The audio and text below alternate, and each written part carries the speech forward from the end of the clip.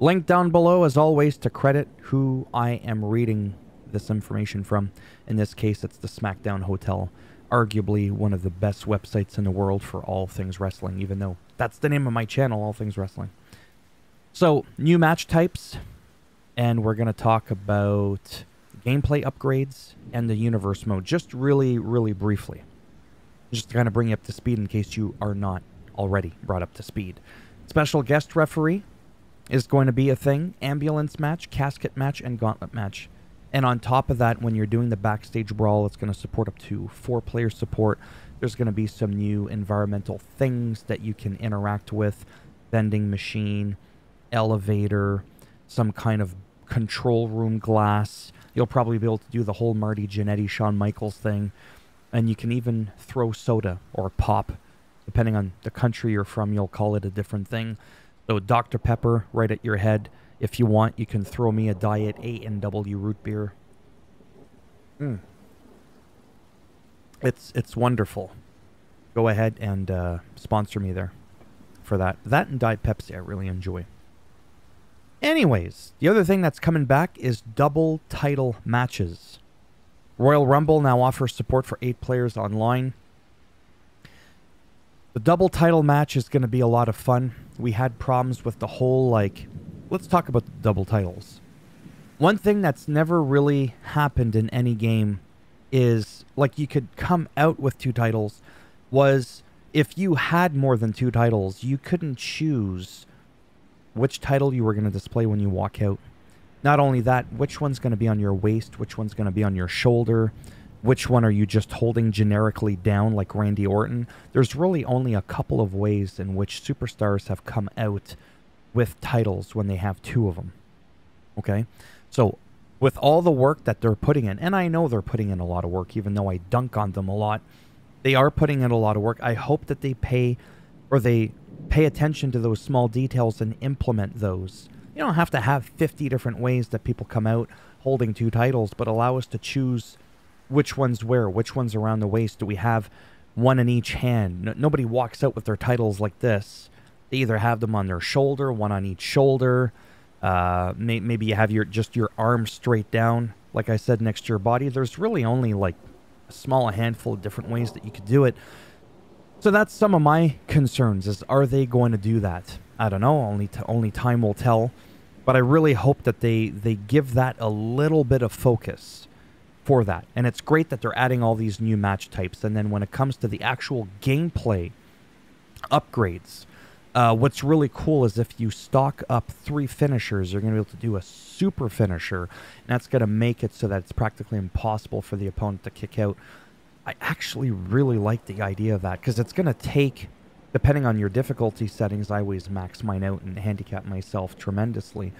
I always have it so that, I forget what I was going to say now. That happens sometimes. I get distracted. I look around. I space out for a second. Oh, it's hard to get multiple finishers saved up without wanting to use them so you could try and end the match. So imagine having 3 of them. So that idea, I absolutely, really, really enjoy. They're going to have improved graphics. I thought the graphics already looked good. They're going to have incredibly realistic graphics, so they say.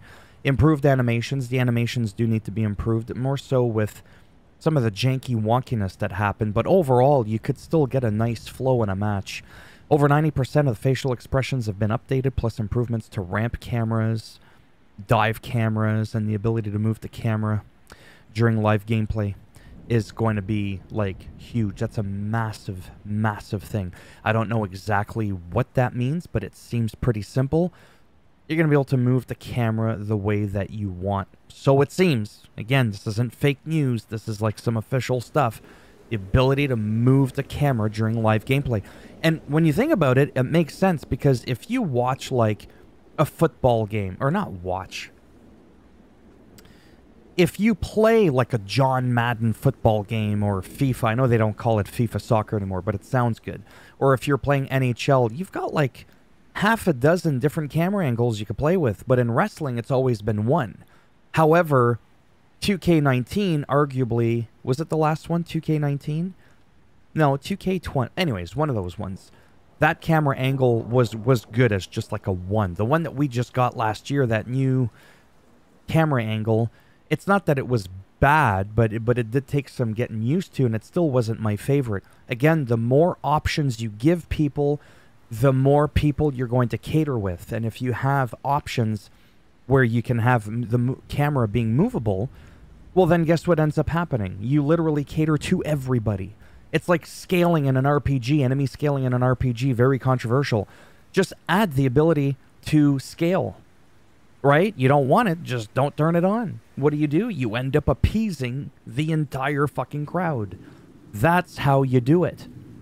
So that to me is going to be amazing. I don't even want to talk about the new weapon types. I don't want to focus on that. I want to focus on the huge things like new paybacks, double title matches. You could trade blows in a mini game. Like, those are the things that help.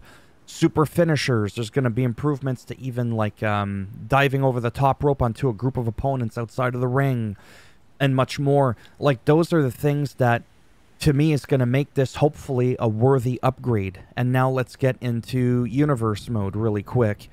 A sandbox, blah blah. Yeah, it's a sandbox. Yeah, okay. Sandbox with sand in your eyes.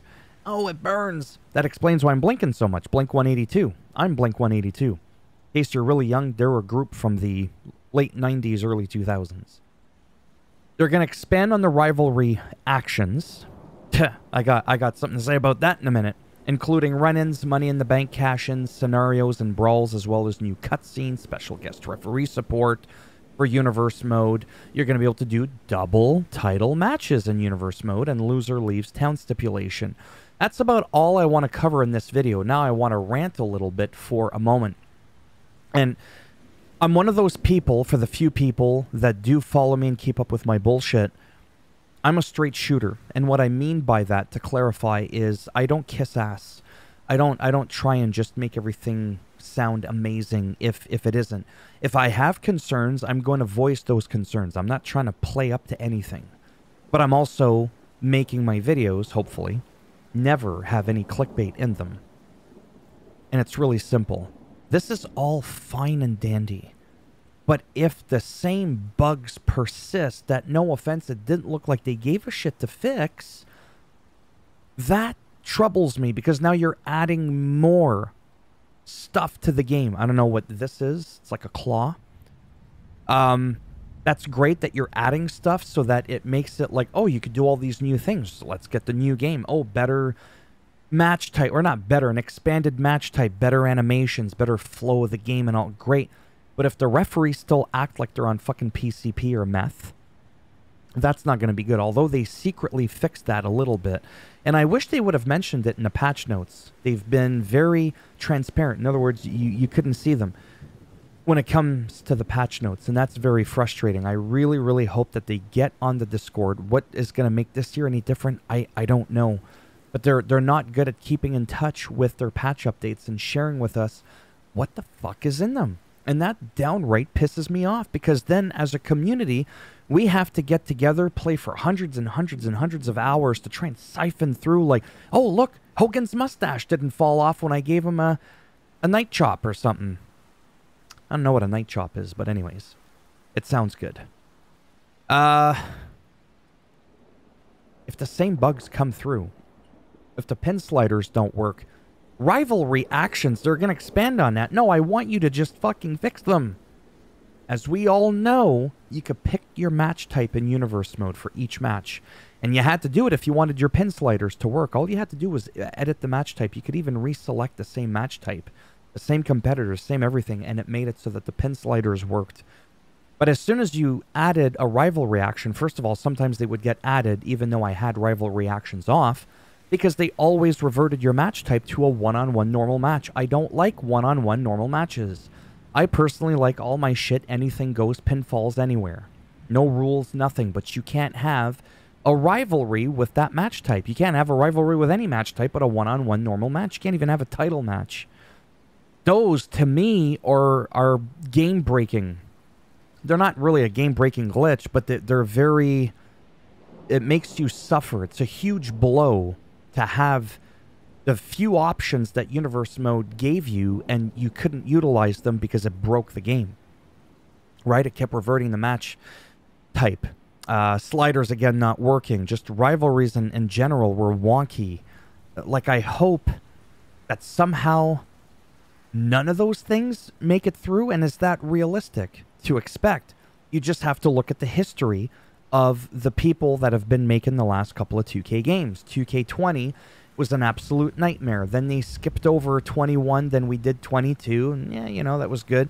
23, arguably, you know, I have to admit, for me, with the whole making it feel like a simulation and all that kind of stuff, 2K23 is the closest thing to 2K19 that we've had since Ukes and THQ and all that have gone off and done other stuff, right? So I still play 2K19 sometimes because it's that good of a game. It's the last of its kind, right? 2K23, I have to admit, did some groundbreaking stuff, but it also didn't fix. There's no way they didn't know that the sliders weren't working. Their rivalry system wasn't working. Just so many little issues. The whole thing with Cody Rhodes, if you changed his attire, his music didn't work. Like, these could seem like small things, but they really add up after a while. So, I hope that they predominantly, first and foremost, fix what was broken. And again, not to be a pessimist, but what makes me think, what makes you think that they're going to fix it? Or that it magically won't appear? Because those are huge, huge things that I've mentioned. I don't want to keep going on about it. But if they are fixed, it's not so much that they fixed it, it's that it just somehow didn't carry over onto the new game, because they do a bit of a copy and paste, and then what they do is they tweak some stuff, right? That's how it usually works. 2K23 was rebuilt from the ground up.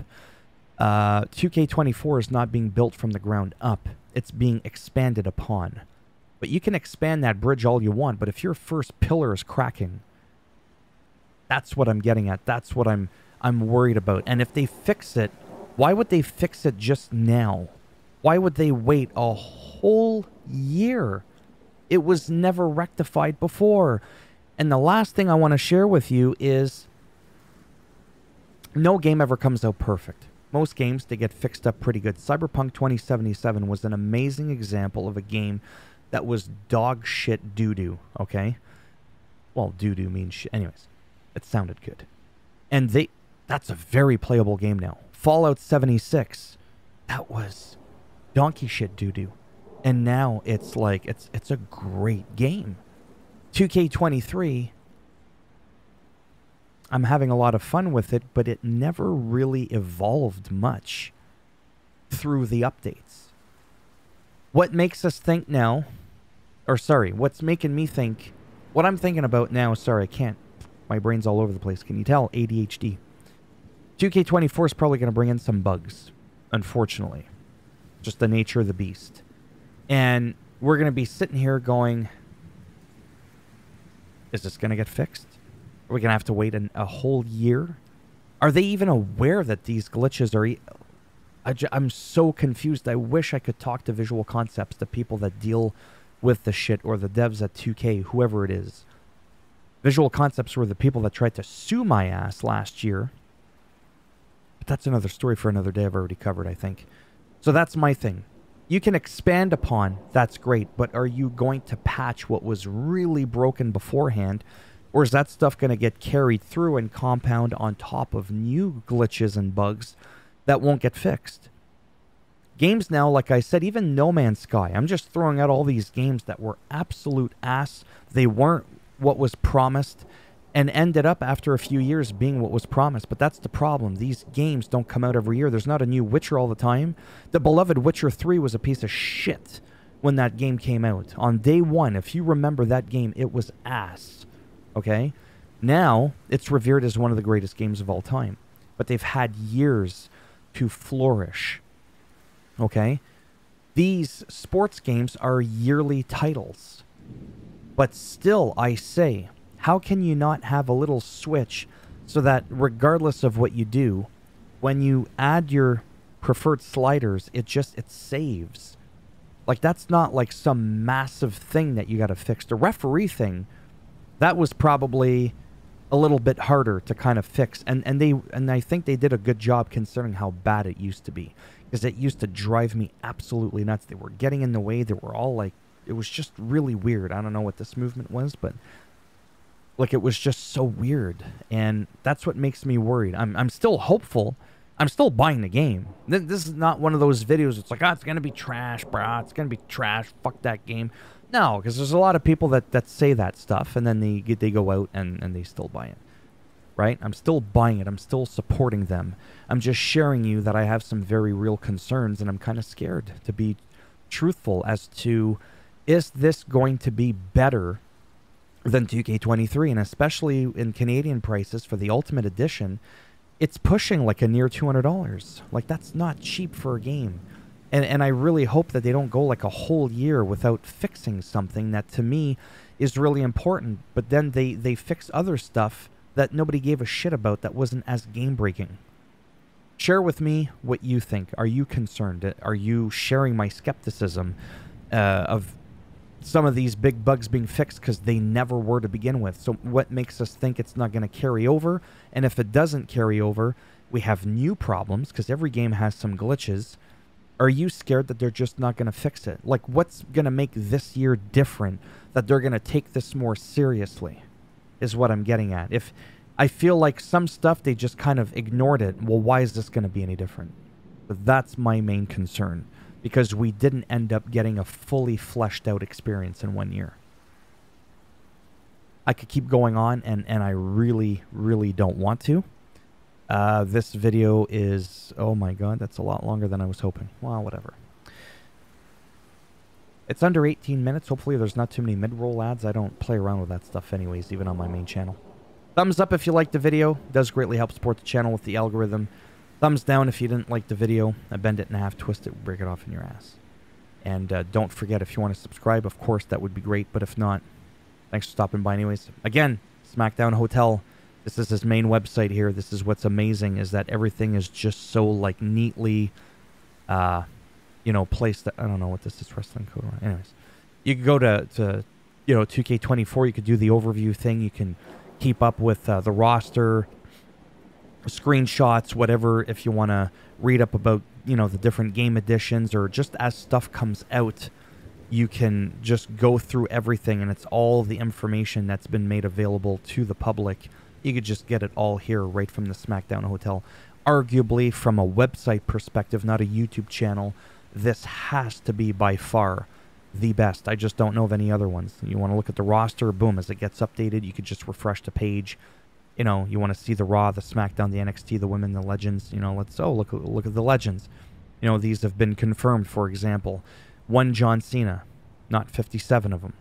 But we've got two of these, which is cool. But again, the yellow one has to do with the, you know, the Ultimate whatever edition, potentially. Batista, we had quite a few versions of Batista. Looks like we're getting one for now. Trisha's going to be in, which I believe I just screwed it up. I made my video longer than 18 minutes. That was not done on purpose. Take care. Maybe that was me in a parallel universe. Take care, and maybe I'll see some of you in the next one. Bye for now.